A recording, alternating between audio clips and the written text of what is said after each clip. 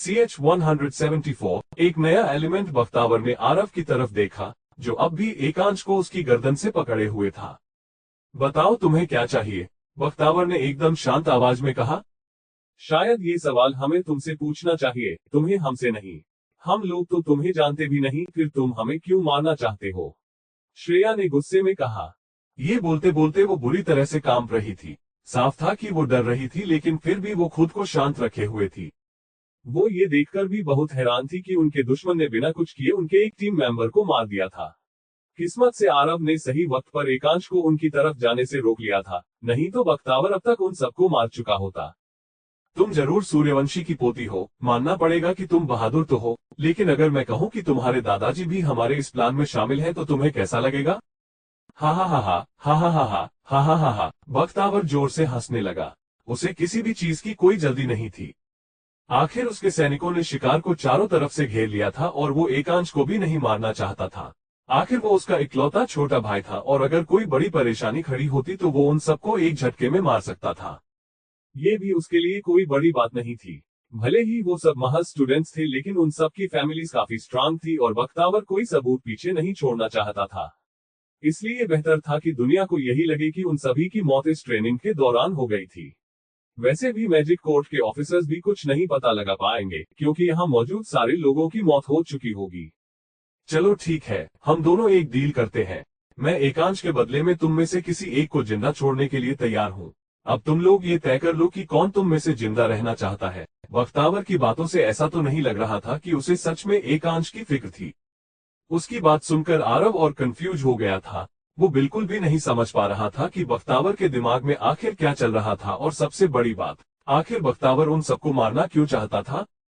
क्या कहीं उनमें से किसी को बख्तावर का कोई सीक्रेट पता चल गया था जिसे वो दुनिया के सामने नहीं आने देना चाहता था? वरना वो उन सबको मारने के लिए इतनी दूर इस वीरान जगह में क्यों आता?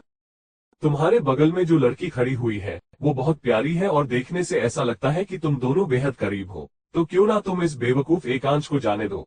मैं उसे जिंदा छोड़ने का वादा करता हूँ, बख्तावर ने मुस्कुराते हुए कहा।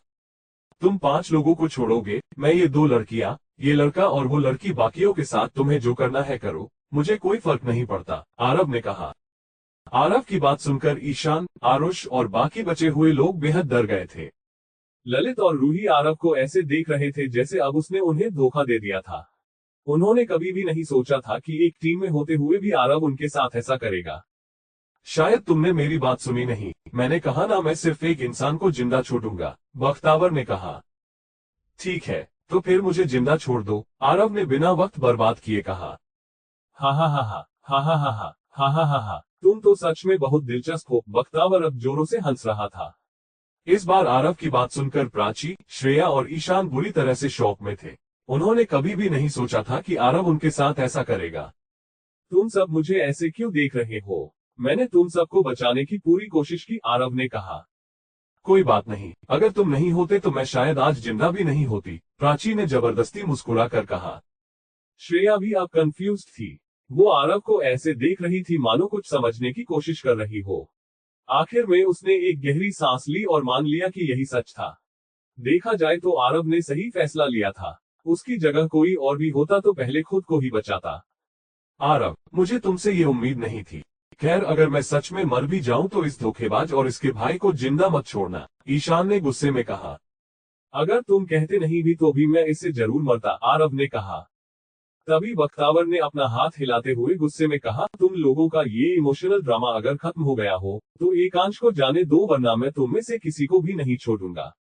अरे, मैंने कह तो दिया, मेरी जान बख्श दो, आरव ने एक बार फिर से कहा। मैं तो तुम्हें आखिर तक भी नहीं छोड़ूंगा, बख्तावर ने अपने पीले दांत दिखाकर मुस्कुराते हुए कहा। आरव बुरी तरह से चौंक गया था।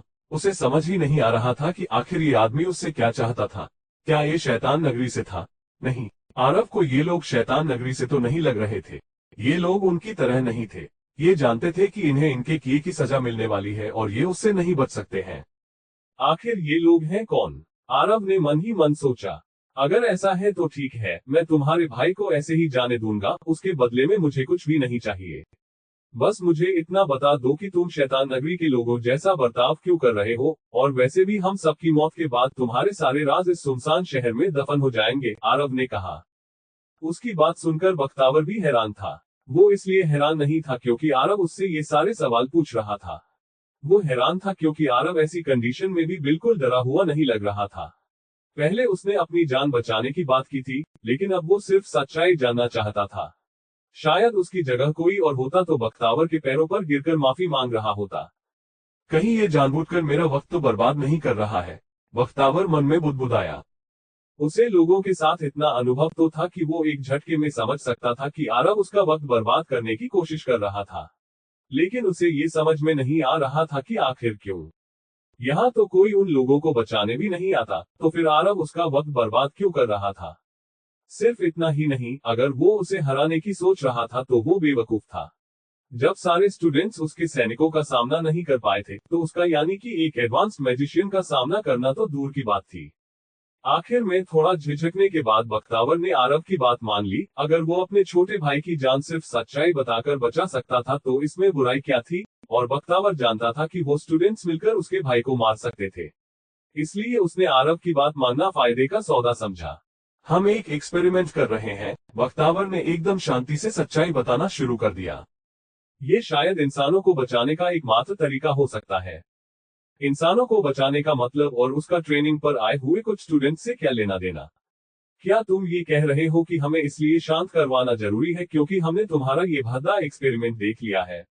अगर तुम ऐसा सोच रहे हो तो तुम एकदम गलत हो। हम सब में से किसी ने भी कुछ भी नहीं देखा, आरव ने कहा। भद्दा एक्सपेरिमेंट? बख्तावर ने अपने टोबैको पाइप से एक कश लिया और मुस्कुराकर बोला। नहीं, कोई एक्सपेरिमेंट भद्दा नहीं होता। इंसानियत और इंसानों के लिए पहले जो कुछ भी किया गया है, हर जगह कुर्बानियां दी गई हैं। वैसे ही तुम सब भी यही समझ लो कि तुम लोग इंसानियत के नाते अपनी जान कुर्बान कर रहे हो। लेकिन देखना, जब ये एक्सपेरिमेंट सफल हो जाएगा तो पूरी दुनिया में मेरी कितनी वाहवाही होगी।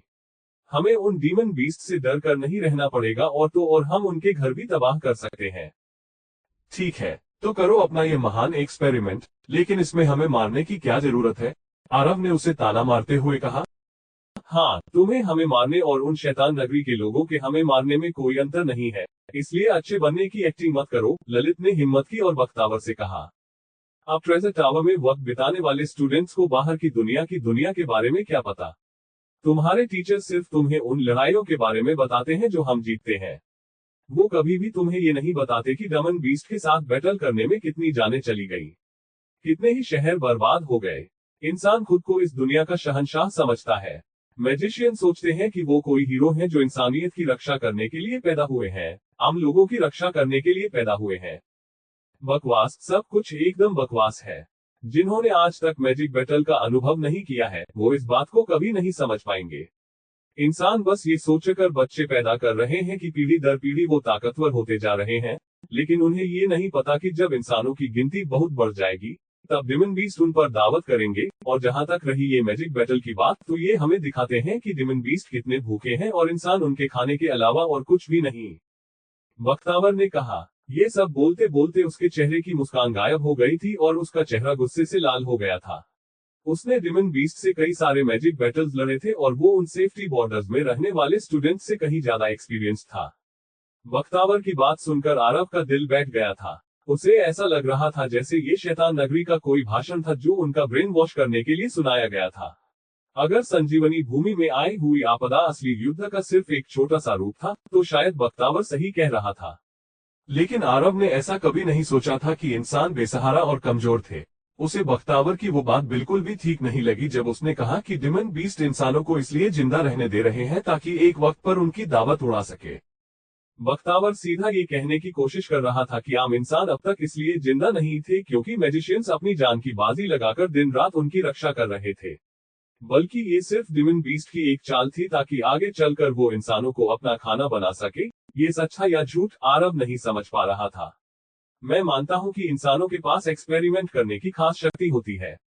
इंसान बच्चे पैदा करते हैं, उन्हें पाल पोस कर बड़ा करते हैं, लेकिन इसका मतलब ये नहीं कि हम महान हैं। इसका मतलब सिर्फ ये है कि हम डिमन बीस्ट के लिए सबसे अच्छा चारा है। वो हमें जब चाहे खा सकते हैं, बख्तावर ने एकदम सीरियस टोन में कहा। देखा जाए तो उसे स्टूडेंट्स को ये स्पीच देने में काफी मजा आ रहा था। जब उसने अपनी जवानी के जोश में आर्मी ज्वाइन की थी तब उसे भी लगता था कि मैजिशियंस मानवता के रक्षक होते हैं और वो इंसानों को चंगुल से बचाते हैं। लेकिन आखिर में उसे समझ आया कि डिमन बीस्ट के झुंड का सामना करते वक्त इंसानों की कोई बिसात नहीं होती। मैजिक बैटल्स में जाकर उसका नजरिया पूरी तरह से बदल गया था। इसलिए अब उसे उन स्टूडेंट्स के नजरिए को बदलने में मजा आ रहा था। तुमने जो कहा वो पूरी दुनिया के बारे में कहा, सभी इंसानों के बारे में कहा, इस सब से हमारा क्या लेना देना? आरव ने उसे टॉपिक पर वापस लाते हुए कहा। उसे इस दुनिया भर की बातों से कोई फर्क नहीं पड़ता था। वो सिर्फ ये जानना चाहता था कि बख्तावर उससे क्या चाहता था। न वो उससे कभी मिला था और न कभी उसने उसके एक्सपेरिमेंट के बारे में सुना था। बख्तावर एक पल के लिए रुका और फिर उसे लगा कि जल्दी ही ये रहस्य पूरी दुनिया के सामने आने ही वाला है, तो उन स्टूडेंट्स को बताने में आखिर क्या हर्ज है? ये एक्सपेरिमेंट एक नए एलिमेंट के बारे में है। क्या कहा तुमने? श्रेया और ईशान ने चौंक कर कहा। अब बख्तावर के चेहरे पर मुस्कान वापस आ गई थी। उसने आगे कहा, हाँ, एक नया एलिमेंट। अगर हम सफल हो गए तो हम एक नए एलिमेंट के इन्वेंटर बन जाएंगे। जब पुराने जमाने में पहले मैजिक के बारे में पता चला था और हमें लड़ने की शक्ति मिली थी।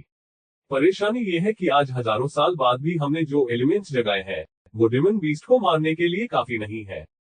हालांकि जब एक नया एलिमेंट, लाइटनिंग एलिमेंट, जगाया गया तो हमारे अंदर एक नई उम्मीद जागी, लेकिन वो भी काफी नहीं है। हमें और ताकतवर एलिमेंट्स की जरूरत है। बख्तावर अब बहुत एक्साइटेड हो गया था। अगर वो पहले एक शांत शिला का दिल था, तो अब वो एक सिरफिरे कातिल में बदल चुका था। उसका ये रूप तो उसके छोटे भाई ने भी पहली बार देखा था। उसका पागलपन आज तक उससे छिपा हुआ था। तो क्या तुम ये कह रहे हो कि तुम एक नया एलिमेंट बनाने की कोशिश कर रहे हो? ईशान ने पूछा। उसे बख्तावर की बातों पर भरोसा ही नहीं हो रहा था। हाँ, सही समझा तुमने। क्या तुम्हें भी लगता है कि मेरा दिमाग खराब हो गया है? बख्तावर अब अपने पीले दांत दिखाकर हंस रहा था। लेकिन क्या? ईशान को कुछ भी समझ में नहीं आ रहा था कि वो क्या कहे। आरव, तुम इस नए एक्सपेरिमेंट के लिए एकदम परफेक्ट टेस्ट सब्जेक्ट हो। बख्तावर ने आरव की तरफ ऐसे इशारा करते हुए कहा जैसे वो उसकी जिंदगी में किए गए सारे अच्छे कामों का फल था और उसकी जिंदगी का पर्पस पूरा करने का एकमात्र तरीका। आरव के पैरों तले जमीन खिसक गई थी। हाँ, तुम्हारे डुअल एलिमेंट्स के कारण। बख्तावर अब भी मुस्कुरा रहा था। Perfect test subject dual elements की वजह से। आरव का दिमाग सवालों से भर गया था। बख्तावर ने जो कहा था उसके हिसाब से उन लोगों ने वो एक्सपेरिमेंट हजारों लोगों पर किया था और वो सारे टेस्ट सब्जेक्ट मर चुके थे। जो कुछ भी वो लोग कर रहे थे वो अमानवीय था। इसलिए तो वो लोग इसे इतना छिपाकर कर रहे थे। डुअल एलिमेंट्स होने के कारण मैं सबसे परफेक्ट सब्जेक्ट क्यों हूँ? और आखिर इस नए एलिमेंट का मेरे डुअल एलिमेंट से क्या ताल्लुक है? बख्तावर की बात सुनकर आरव का सिर घूम गया था। वो हमेशा से अपने डुअल एलिमेंट्स को दुनिया के सामने लाने से बचता रहा था, क्योंकि उसे डर था कि सच्चाई सामने आने पर ऐसा ही कुछ होगा। लेकिन आग को कभी कागज से नहीं छुपाया जा सकता। कभी ना कभी तो उसका ये टैलेंट दुनिया के सामने जरूर आता। फिर भी उसने ये नहीं सोचा था कि इस रहस्य को सबके सामने लाते ही उसके लिए इतनी बड़ी मुसीबत खड़ी हो जाएगी।